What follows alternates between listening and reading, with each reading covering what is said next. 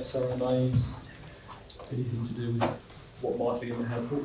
Any questions at all? Just interested to know, in terms of the work you do in going out, how many are schools going, can you come and have a look, versus you get some direction where the schools have got financial notices to go in and do them? Yeah. What's kind of your balance? How does that work? That's changed drastically. We're having way more requests now, and local authorities also. So it's got to be a good 50-50. There's very rarely there's always something we need to go and see, but it's normally when the trust or the school are thinking, we've done everything we possibly can. Could just somebody from external just come and have a look for us and see if there's anything else. It is frustrating. You know, Lord Agnew standing up there, a bottle of champagne, if we can find it. It's frustrating. It's really frustrating for us. It's frustrating the narrative that the media have picked up on that, cost cutters, you know, we're absolutely not with you. And actually, you know, there may be people in this room, and I know there are, that might be thinking about becoming an SRMA. We really encourage you to do it, because we need people that are in the sector at the moment. We need that engagement. On Tuesday afternoon, both my children are teachers, as I should have qualified that. Tuesday afternoon, I was baking scones in a year 4-5 class. It's tough, it's really hard. I'll give myself a bit of a shake next time I do the SRMA review and say, okay, and what about the washing up after that? We need to factor that in. These are really important things, because I was stood there doing it. These are really important considerations.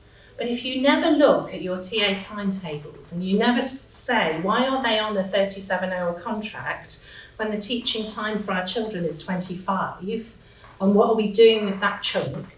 If you never look at your leadership and say, why are we spending so much time in meetings? Have we actually given these children an opportunity to talk? I'm an incredibly intelligent woman. I'm a fellow of ISBL.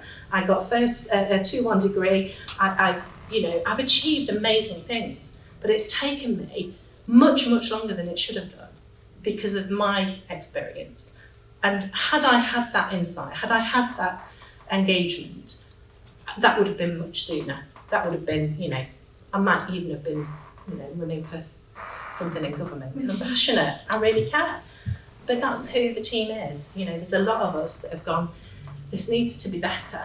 And we can crunch numbers. When you're looking at those numbers, when you're doing your BFR, just get a picture of your most vulnerable child up on your screen and question whether what you're going to spend it on is going to make a difference for them, because that's what's important. I'd support that as well, because I just know from our clients, I think in the past it's kind of been, the SRMA has come in, and SRMA review has been commissioned because of, originally you got a SIP project, or maybe there's ESFA have got concerns about certain things, so it sort of have that stigma. But I know from talking to some clients of ours that they've voluntarily actually requested us at SRMA because of things like some budget financial challenges. So actually you're having an independent eye that has that experience, that business, the school business management experience is really valuable. Another one has actually, I think, utilised it as part of their internal scrutiny work for this year, because again, it was an area that the audit committee sort of looked at and examined and assessed and said, actually, this is an area, so who's most qualified to do that review? Well, it would be an SRMA review. And we've looked at it and are satisfied that that ticks the box for internal scrutiny for that particular year, not as an annual programme, but for that particular year, it ticks the box. So I support that, but I think that sort of demographic has changed a lot. Definitely. And we do talk to trustees and talk to governors as well. So it's not just the staff. We want them to understand the complexities that the schools are going through and the lack of information that they have, and why their budget has changed throughout the year. All those things. When a couple of years ago, when the 6% teachers pay award came, and it came very, very late, and everybody just had to change their budgets. And you're trying to say to an auditor afterwards, well, that's where we started and this is where we ended. But this is the reason. You know, we try and support that communication through to you governors and to your trustees. And we've sat there, you know, I've sat in the room 20 odd years ago, looking at a screen with no handover, going, I don't know what I don't know. And the best thing about being an SRMA is to walk into an office where somebody is feeling that and be able to go, well, I know how that feels, and here's an absolute ton of resources that I'm going to give you to help you, you know. And that's what it's about. When we come into the sector as accountants, you know, you might not have experience of schools. Do you know those links between your census data and how that informs your funding? Do you know that if somebody in your school clicks a link to say other than English rather than Ukrainian, that will have missed out on funding a couple of years ago? You know, these are the things that make the difference. Do you know that if you've got a really high pupil absence on a particular day, that you can use the Thursday before or the day before? You know, these are the things that we need to know, because we need as much money in the system as we can possibly get hold of. There can never be enough.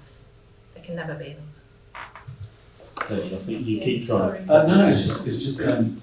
It's quite interesting by the way, because I'm moving back into the sector after having been out for 4 years, so it's kind of quite interesting catch up. But I just wondered any reflections really about AI and use in the sort of our jobs, because I know from the sector I've just come from, we're massively using it as a productivity tool. So whether it's reviewing legal documents, whether it's reviewing accounts and budgets, I'm using AI all over the shop. But I just wondered, accounts, and I'm using it to review accounts and say anything wrong. But I just wondered, I've been out of the sector, what's the kind of attitude about the use of AI within the sector? It's from my experience, it's immature, it's changing. My son and daughter are teachers.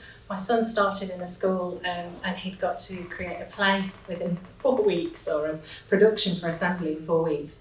And I just said, ask AI, see what it'll do. And I was just gobsmacked at what it could do. You know, you tailor it, can create this and do such and such, and have these values interwoven in it in a school in England. And what it produced was incredible. He didn't use it, he only had 3 weeks, but he was like, oh, I've got to use this as a resource in the future, you know. And it's really important that we don't shy away from that. It is scary ground, we don't know where it's going to head up. We've all watched the films about, you know, artificial intelligence, and we're all like, oh, we don't want to go there. But I think the next generation will definitely take it somewhere. And in terms of our sector, I mean, we're starting to explore it. AI for doing things like reviewing accounts and some other areas that it can be used at to sort of try and get some of the routine work covered. So yeah, it's still, you know, for us it's early stages. I mean, do you mind putting hands up about who's actually using stuff like ChatGPT to do stuff in their jobs at the moment? Just curious to see what people are. Okay. There are teaching tools as well, things like learning by questions that teachers are using as diagnostics to try and help with that workload. So there are things starting to hit the sector, but it is really in its infancy. There's specific SLT related ones as well, which are quite useful, especially for benchmarking and things like that. There's some good ones.